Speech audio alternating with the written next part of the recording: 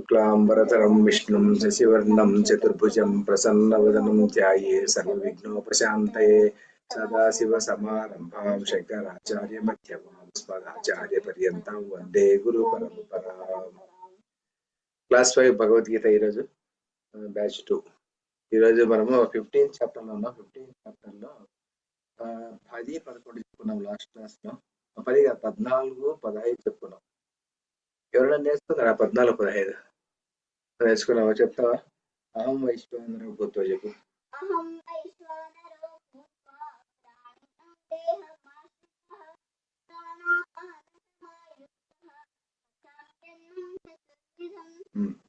సర్వస్య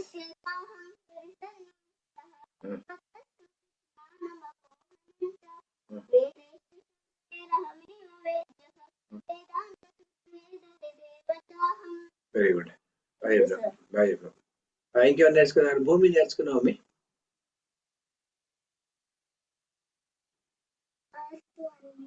శ్లోకం అహం వైశ్వానరో భూత్వా వస్తుందా? లేదు సార్, నేను లాస్ట్ క్లాస్ మిస్ అయ్యా. నువ్వు మిస్ అయినావా? అహం వైశ్వానరో భూత్వా మిస్ అయినావా? సరే అయితే ఆ కృతి నేర్చుకున్నావు మీ? చెప్పమ్మా. అహం వైశ్వానరో భూత్వా ప్రాణినాం దేహమాశ్రితః ప్రాణాపాయ సమాయుక్తః పచామ్యన్నం చతుర్విధం. సర్వస్య చాహం వస్తుందా? సార్ ట్రై చేస్తాను. చెప్పు. సర్వస్య చాహం హృది సన్నివిష్టః వేదాంతకృత్ మత్తస్మృతిర్జ్ఞానమపోహనం చ వేదైశ్చ సర్వైరహమేవ వేద్యః వేదాంతకృద్వేద విదేవ చాహం. Very good. మళ్ళీ నేర్చుకోమి దీన్ని, సరేనా? ఓకే. ఇంకెవరు నేర్చుకున్నారు?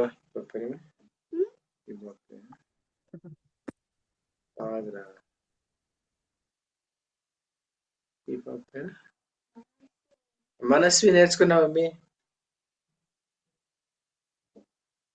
మనస్వి చెప్పమ్మా. అహం వైశ్వానరో భూత్వా చెప్పమ్మా. అహం వైశ్వానరో భూత్వా ప్రాణినాం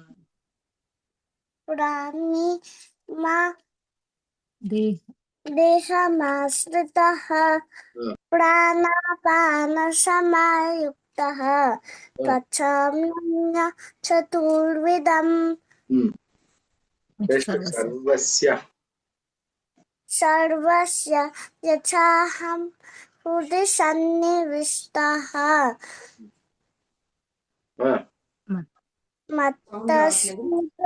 తక్కువ పెట్టిన నాకు అది ఎట్లనే ఉన్నా.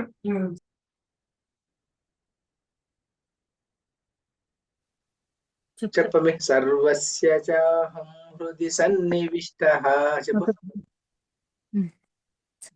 సర్వస్య చాహం హృది సన్నివిష్టః మత్తస్మృతిర్జ్ఞానమపోహనం చ వేదైశ్చ సర్వైరహమేవ వేద్యః వేదాంతకృద్వేద విదేవ చాహం.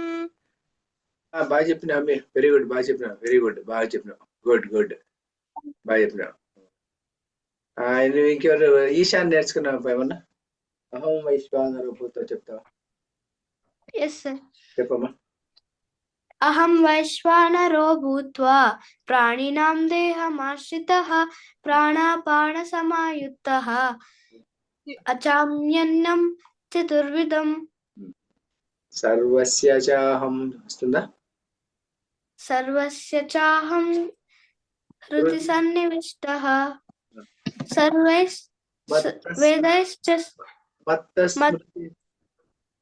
మత్తస్మృతిర్జ్ఞానమోహనం చ వేదైశ్చ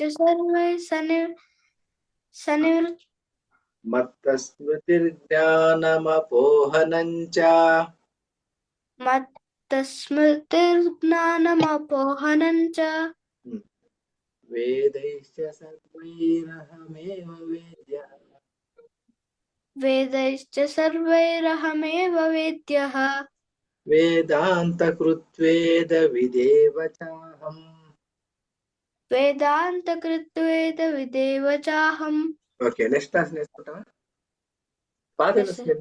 వస్తాయి గామా విశేష భూతాన్ని వస్తుందా Sir? గామా విశేష భూతాన్ని వస్తుందా Let's, sir. చెప్పు Let's, sir. Let's, sir. 13వ శ్లోకం గామా విశేష భూతాన్ని వస్తుందా Let's, sir. లేదా సరే ఇప్పుడు నాకు 10ది 14ది వచ్చు సార్. అవునా 10 నేర్చుకోవా నెక్స్ట్ క్లాస్ నేర్చుకుంటావా నెక్స్ట్ క్లాస్ నేర్చుకుంటా సరేనా ఓకే స్మృతి ఏమైనా నేర్చుకున్నావు క్లాసుల్లో లేవు ఆఫ్ కోర్స్ ఏమైనా విన్నావా విని నేర్చుకున్నావా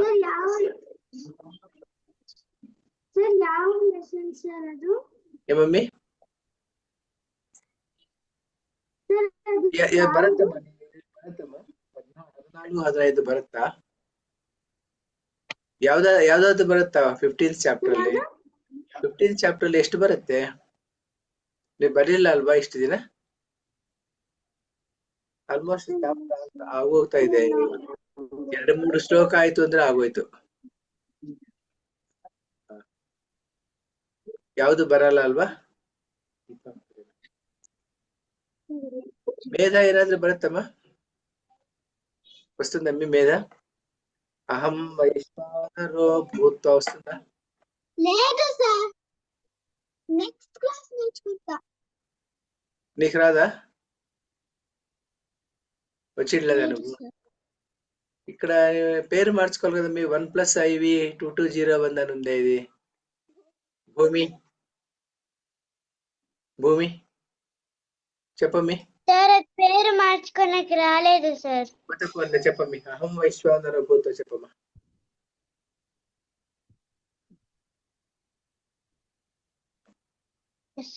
చెప్పమ్మా అహం వైశ్వానరో భూత్వా చెప్పు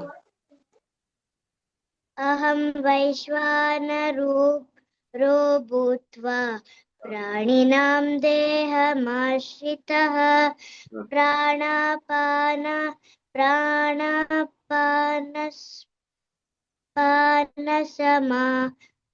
సమాయుక్తః పచామ్యన్నం చతుర్విధం నేర్చుకోలేదా ఇంకా నువ్వు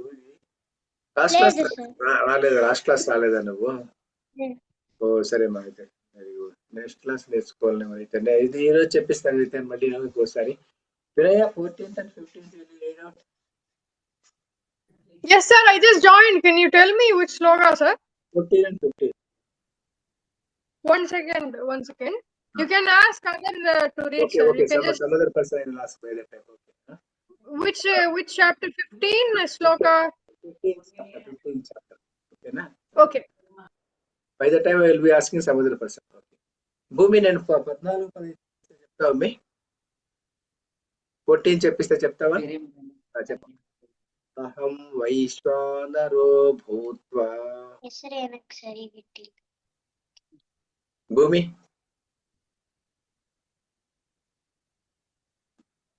చెప్పమ్మా భూమి నువ్వు ఏమో ఆపరేట్ చేతి కింద పడిపోయింది అనుకో అది మళ్ళీ పెద్ద పని భూమి చెప్తావా మీ చెప్పమ్మా అహం వైశ్వానరో భూత్వా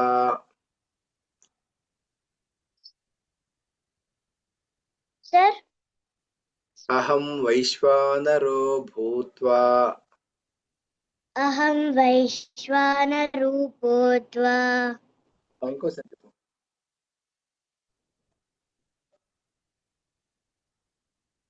ఎందుకో నువ్వు చెప్పడం ఈశా చెప్పమ్మా అహం వైశ్వానరో భూత్వా 2 times అహం వైశ్వానరో భూత్వా సిగ్నల్ ಇಲ್ಲ అహం వైశ్వానరో భూత్వా ప్రాణినాం దేహమాశ్రితః ప్రాణినాం దేహమాశ్రితః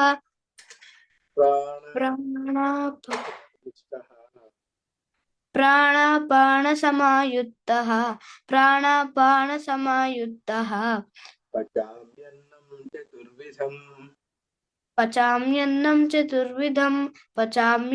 चतुर्विधम् ओके वेरी गुड कृति नेक्स्ट श्लोकं చెప్పండి सर्वस्य चाहं हृदि सन्निविष्टः सर्वस्य चाहं हृदि सन्निविष्टः सर्वस्य चाहं हृदि सन्निविष्टः मत्तस्मृतिर्ज्ञानमपोहनं च मत्तस्मृतिर्ज्ञानमपोहनं च मत्तस्मृतिर्ज्ञानमपोहनं च सर्वस्य चाहं हृदि सन्निविष्टः मत्तस्मृतिर्ज्ञानमपोहनं च सर्वस्य चाहं हृदि सन्निविष्टः मत्तस्मृतिर्ज्ञानमपोहनं च सर्वस्य चाहं हृदि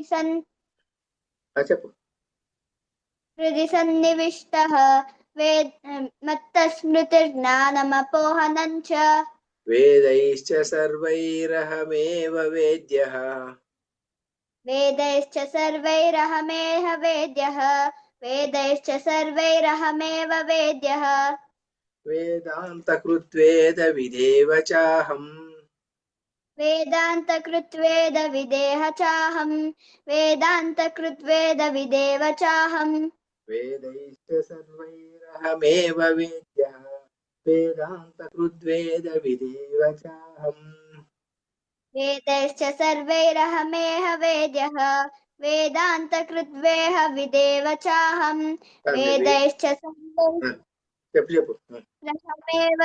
वेद्यः वेदान्तकृद्वेदविदेव चाहं మొత్తం శ్లోకం ఒక్కసారి చెప్పు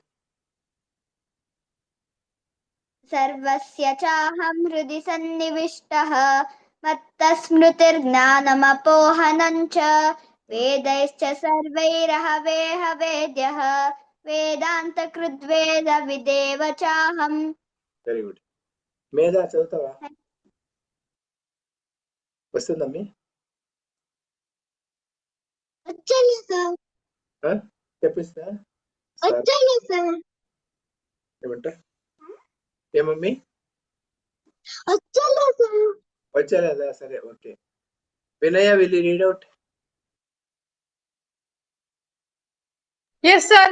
From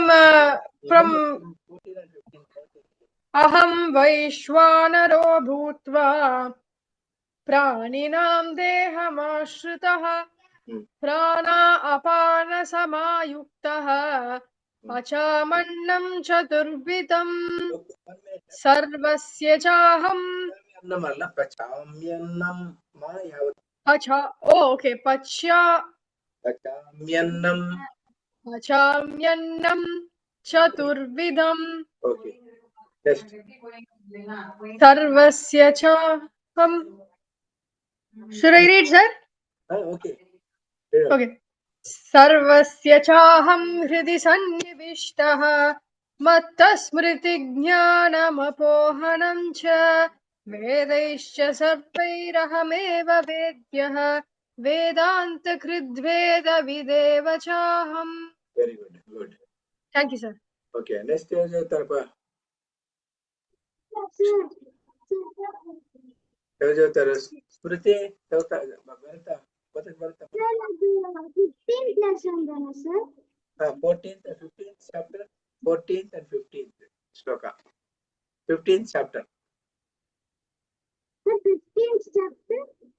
14 and 15th shloka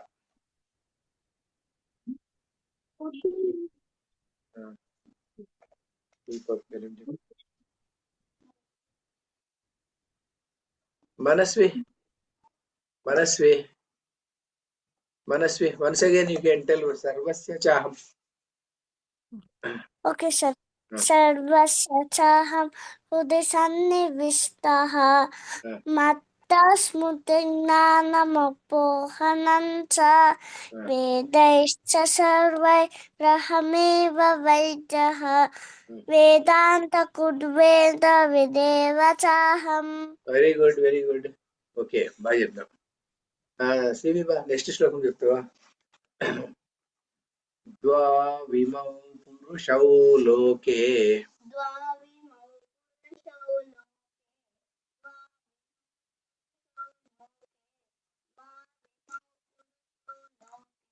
क्षरश्चाक्षर एव च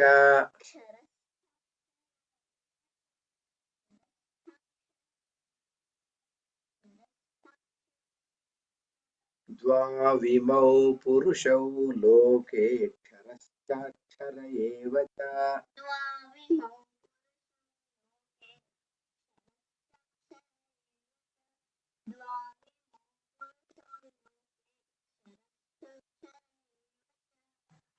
ఇంకోసారి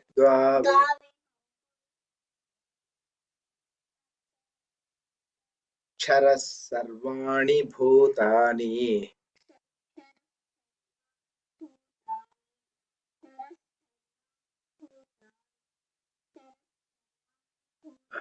क्षर सर्वाणि कूटस्थोऽक्षर उच्यते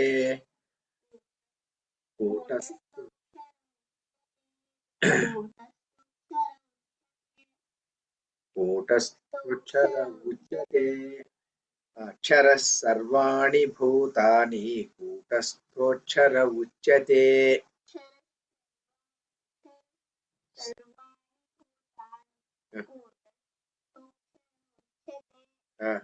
very good next okay next Kriti చదవమ్మా ద్వావిమౌ పురుష చెప్పించాలా చెప్తావా చెప్పు మ్యూట్ లో ఉన్నావు చూడు ఇప్పుడు చెప్పు సార్ చెప్పించండి ద్వావిమౌ పురుషౌ లోకే ద్వావిమౌ పురుషౌ లోకే ఇంకొకసారి చెప్పు ద్వావిమౌ పురుషౌ లోకే क्षरश्चाक्षर एव च क्षरक्षाक्षर एव च क्षरक्षाक्षर एव च क्षरः सर्वाणि भूतानि क्षरः सर्वाणि भूतानि क्षरः सर्वाणि भूतानि कूटस्थोऽक्षर उच्यते कूटस्थोऽक्षर उच्यते कूटस्थोऽक्षर उच्यते వెరీ గుడ్ ఈశాన్ చెప్పమ్మా చెప్పిస్తా చెప్పమ్మా ద్వావిమౌ పురుషౌ లోకే द्वाविमौ పురుషౌ द्वा- ద్వావిమౌ పురుషౌ లోకే द्वामिमौ पुरुषौ लोके द्वामिमौ पुरुषौ लोके ద్వావిమౌ ద్వావిమౌ పురుషౌ లోకే द्वाविमौ पुरुषौ लोके द्वाविमौ पुरुषौ लोके क्षरश्चाक्षर एव च क्षरश्चाक्षर एव च क्षरश्चाक्षर एव च क्षरः सर्वाणि भूतानि क्षरश्चर्वाणि भूतानि क्षरश्चर्वाणि भूतानि क्षरः क्षरः అక్షర అంటే కదా అట్లా क्षरः सर्वाणि भूतानि क्षरः सर्वाणि भूतानि क्षरः सर्वाणि भूतानि భూతాని కాదు భూతాని ఒత్తు తగది ఉత్తత భూతాని థ కాదమ్మి థ అనకూడదు త ఉత్తత భూతాని తాత అంటావు కదా అత అంతే తాత అనవు కదా అట్లా త భూతాని భూతాని క్షర సర్వాణి భూతాని చెప్పు क्षरः सर्वाणि भूतानि क्षरः सर्वाणि भूतानि వెరీ గుడ్ కూటస్థోక్షర ఉచ్యతే कूटस्थोच्चर उच्यते कूटस्थोच्चर उच्यते కూటస్థోక్షర ఉచ్యతే कूटस्थोच्चर उच्यते कूटस्थोच्चर उच्यते కూటస్థోచ్చర కాదు క్ష అన్ని చ లేదు ఇక్కడ కూటస్థోక్షర క్షర కూటస్థోక్షర చెప్పు కూటస్థోక్షర कूटस्थोच्चर ఉచ్యతే उच्यते कूटस्थोच्चर उच्यते ఓకే మనసు చెప్తావమ్మా చెప్తావా చెప్పమ్మి. ద్వావిమౌ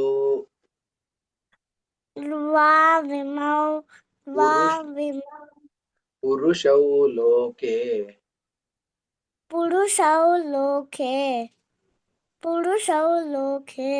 క్షరశ్చాక్షర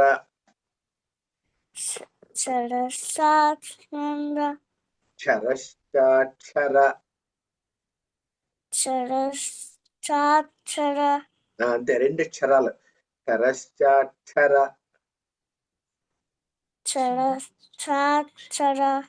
ఏవచ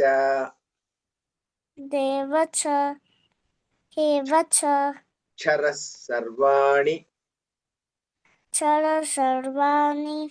భూతాని కూటస్థోక్షర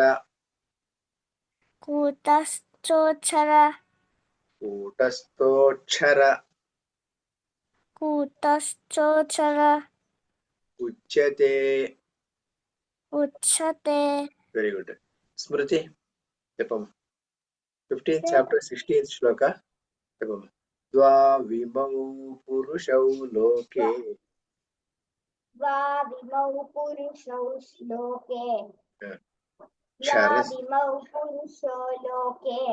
క్షరశ్చాక్షర ఏవచ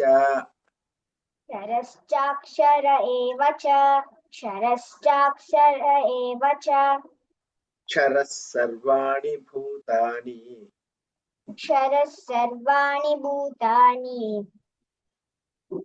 కూటస్థోక్షర ఉచ్యతే.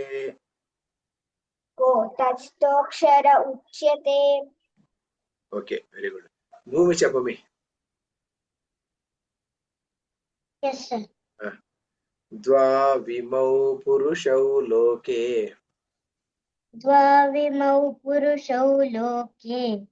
క్షరశ్చాక్షర ఏవచ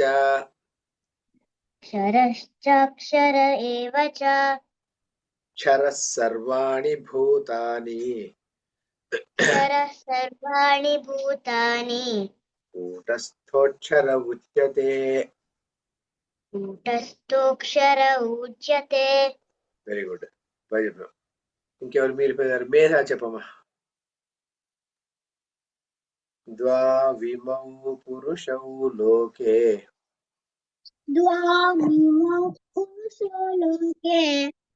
క్షరశ్చాక్షర ఏవచ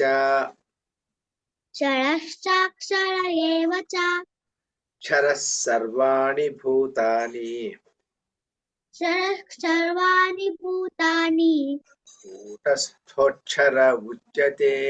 కూటస్థోక్షర ఉచ్యతే. గుడ్. ఇంకెవరు మీరు ఇంకా వినయ విల్ రీడ్ అవుట్ ద్వావిమౌ.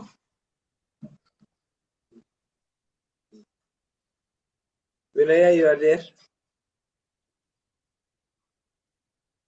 మేధ ఓవర్. ఇది మనస్వి అయిపోయింది, స్మృతి అయిపోయింది, భూమి అయిపోయింది, శృతి అయిపోయింది, ఈశాన్ అయిపోయింది. Vinaya alone is left out. Vinaya, you are not there.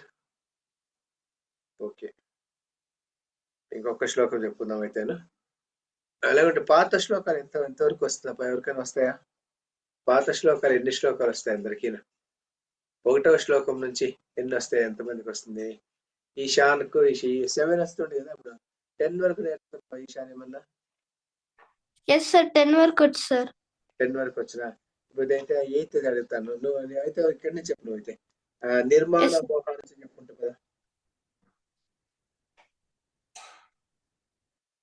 నిర్మాణ మోహ అక్కడి నుంచి చెప్పు. నేను సార్ చెప్పు, నువ్వే ఈశాన్ చెప్పు.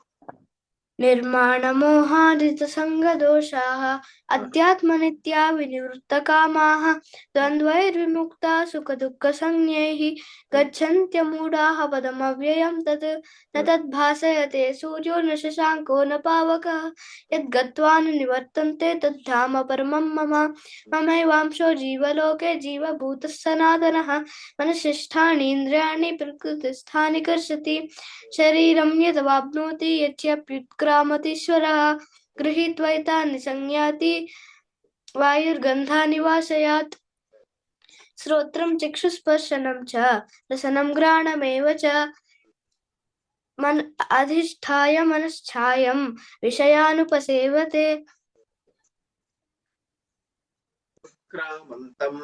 उत्क्रामन्तं स्थितं वापि पुञ्जानं वा गुणान्वितं विमूढानानुपश्यन्ति पश्यन्ति ज्ञानचक्षुषः यतन्तो योगिनश्चैनं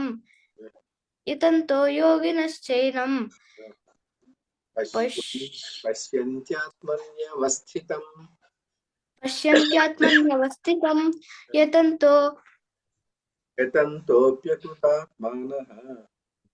यतन्तोऽप्यकृतात्मानः नैनं पश्यन्त्यचेतसः మళ్ళీ ఆదిత్యగతమొస్తుందా లేదు సార్. రాదా నేర్చుకుంటా మళ్ళీ నేను ఎప్పుడైనా నేర్చుకుంటా నెక్స్ట్ టైం ఓకే సార్. ఎందుకంటే చాప్టర్ అంతా నేర్చేసుకుంటే బాగుంటుంది అందుకోసం కృతి ఎన్ని ఓకే సార్. నీకు 15th వరకు వస్తుంది. 15th వరకు వస్తుందా నీకు శ్రోత్రం చక్షుః నుంచి చెప్పమ్మా Yes, sir. श्रोत्रं चक्षुस्पर्शनं च रसनं घ्राणमेव च अधिष्ठाय मनश्चायं विषयानुपसेवते उत्क्रामन्तं स्थितं वापि भुञ्जानं वा गुणान्वितं विमूढानानुपश्यन्ति पश्यन्ति ज्ञानचक्षुषः यतन्तोऽप्यकृतात्मानः యతంతో योगिनश्चैनं पश्यन्त्यात्मन्यवस्थितं यतन्तोऽप्यकृतात्मानः नैनं पश्यन्त्यचेतसः यदादित्यगतं तेजः जगद्भासयतेऽखिलं यतन्तोऽप्यकृतात्मानः नैनं पश्यन्ति యదాదిత్యగతం తేజః జగద్భాసయతేఖిలం యచ్చంద్రమసి యచ్చాగ్నౌ यच्चन्द्रमसि यच्चाग्नौ तत्तेजो विद्धि मामकम्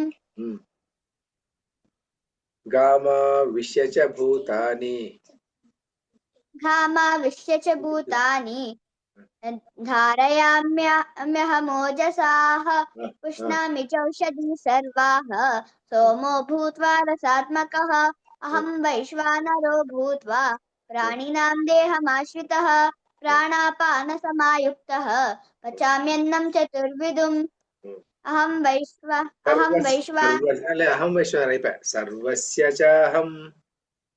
सर्वस्य चाहं हृदि सन्निविष्टः वेदान्तकृद्वेदविदेव मत्तस्मृतिर्ज्ञानमपोहनं च वेदैश्च सर्वैः वेदवेद्यः వేదాంతకృత్వేద చాహం.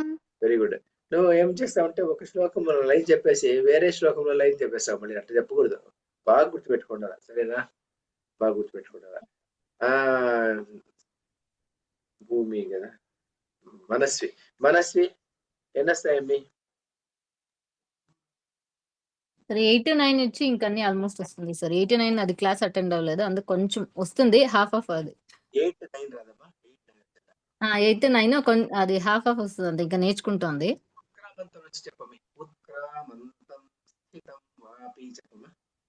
సార్ వాయిస్ లోగా ఉంది మీకు. ఇది ఉత్క్రామంతం 10th శ్లోక. ఉత్క్రామంతం స్థితం వాపి చెప్పమ్మా. మంతం స్థితం వాపి భుంజానం వా గుణాన్వితం విమూఢానాను పశ్యంతి చక్షుషః యతంతో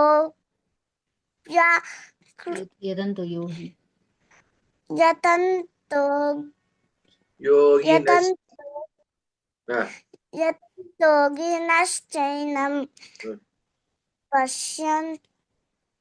పశ్యంత్యాత్మన్యवस्थितं యతంతోऽప్యకృతాత్మానం నైనం పశ్యంత్యచేతసః యదాదిత్యగతం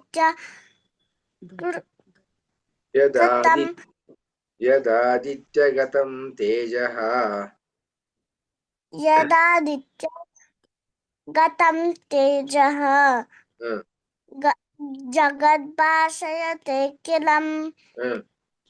యచ్చా యచ్చంద్రమసి యచ్చాగ్నౌ యచ్చాం చంద్ర యచ్చంద్రమసి యచ్చాగ్నౌ ఆ, తత్తేజ తత్తేజో విధిమామకం ఆ, గామావిశ్య చ భూతాని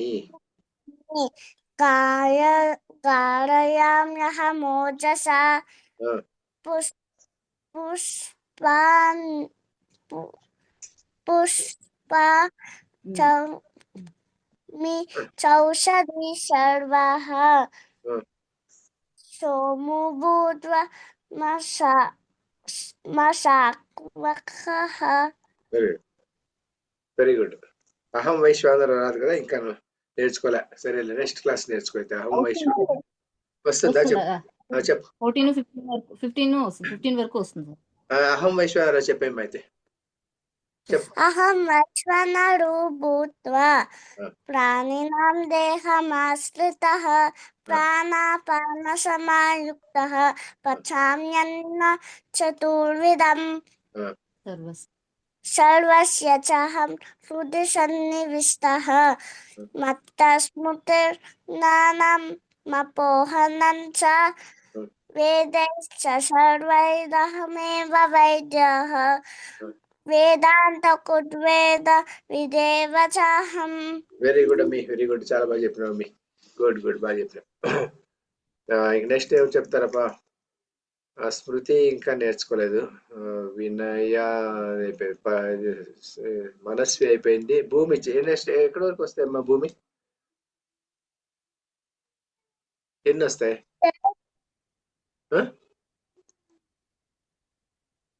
ఎక్కడి నుంచి ఎక్కడి వరకు వస్తాయి అమ్మి భూమి 12th వరకు వస్తుంది సార్. 12th వరకు వస్తుందా 12th వరకు వచ్చేటట్టుంటే నతద్భాసయతే సూర్య చెప్పమ్మా न तद्भासयते सूर्यो न शशाङ्को न पावकः यद्गत्वा न निवर्तन्ते तद्धामा परमं मम ममैवांशो जीवलोके जीवभूतः सनातनः मनःषष्ठानीन्द्रियाणि प्रकृतिस्थानि कर्षति शरीरं यदवाप्नोति यच्चाप्युत्क्रामतीश्वरः गृहीत्वैतानि संयाति वायुर्गन्धानि वाशयात् श्रोत्रं चक्षुस्पर्शनं च रसनं घ्राणमेव च अधिष्ठाय मनश्चाय विषयानुपसेवते उत्क्रामन्तं स्थितं वापि भुञ्जानं वा गुणान्वितं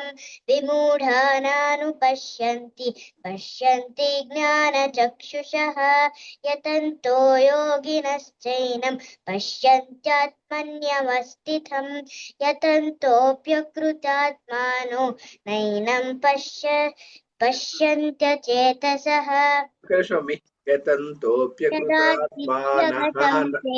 చదివేటప్పుడు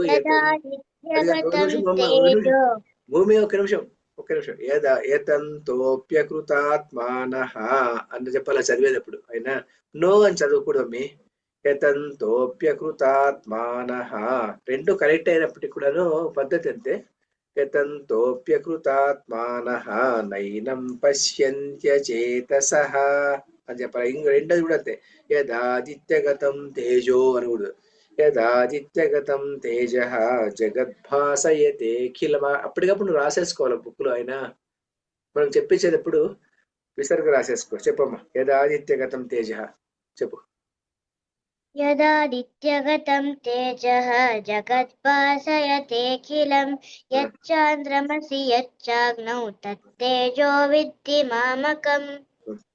చూపిస్తుంది నువ్వు చూసుకొని చదువుతున్నట్టుంది కదా నోటికి వస్తుందా Yes.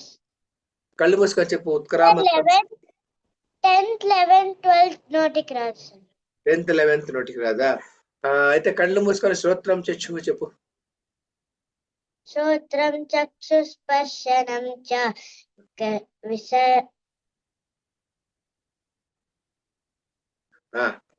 అందుకే నువ్వు చూసి చదువుతున్నావు, అందుకోసమే అడుగుతున్నది. చూసి చదవకూడదమ్మి, నేర్చుకోవాలి. సరేనా? రసనం ఘ్రాణమేవచ, చూసి చదివేదాన్ని కాదు, నేర్చేసుకోవాలా. ఎందుకంటే నెక్స్ట్ క్లాస్కి వచ్చేపాటి నేర్చుకోవాలా. సరేనా? ఓకే. నీకెన్ని వస్తాయి అమ్మి? 15 వస్తాయా నీకు? 3 అడుగుతా చెప్తావా? చెప్పైతే ఎక్కడి నుంచి చెప్పైతే. నా రూపమస్యేహ చెప్పు.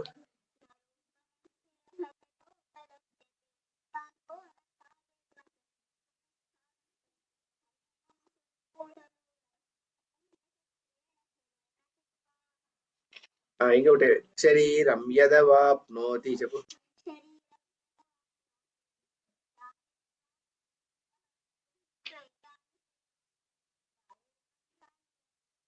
యతంతో యోగినశ్చైనం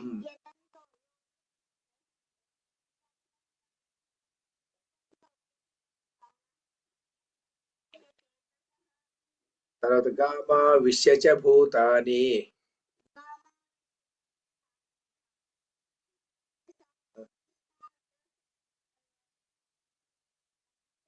ఓమో భూత్వా రసాత్మకః. వెరీ గుడ్, బాగా చెప్పారు. ఓకే, బాగా చెప్పినారు. ఇంకా ఈ రోజుకైతే ఇంత శ్లోకాలు చాలు. 15, 16 అయిపోయింది. ఎవరికైనా ఏమన్నా అచీవ్మెంట్స్ ఉన్నాయి? ఏమని అచీవ్మెంట్స్ ఏమమ్మి చూపించు. డ్రాయింగ్స్ చేసినట్టు చూడు. ఈమె డ్రాయింగ్స్ చూపించైతే. Very good. నెక్స్ట్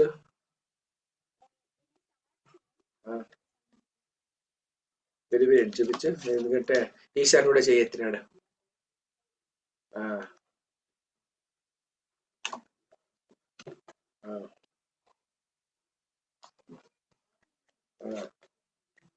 అదేమది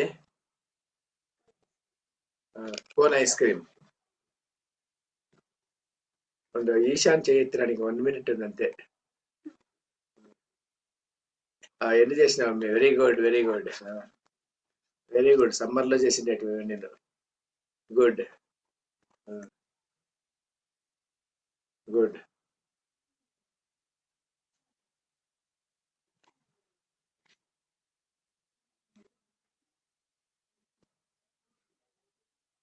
అమ్మా very good, good good, very good. Ishan ఏం చేస్తున్నావు? సార్ నాకు రూబిక్స్ క్యూబ్ సార్. ఇప్పుడు టైం అయిపోయింది. 1/2 minute ఉండేది. నెక్స్ట్ క్లాస్ లో చూపిస్తారు అయితే. 1 minute లో చేయగలను సార్. 1/2 minute కూడా లేదు ఇంకా, అయిపోయింది. అందుకోసం ఆల్మోస్ట్ అయిపోయింది. అప్పుడే less than 1 minute వచ్చి చాలాసేపు అయిపోయింది. నెక్స్ట్ క్లాస్ లో ఎవరైనా ఏమన్నా అచీవ్మెంట్స్ ఉంటే చూపించండి. సరేనా? 10 minutes ముందుగా వదిలేస్తాను. నెక్స్ట్ క్లాస్ లో చేసేద్దాం అయితే. Okay, okay sir. ఓకే.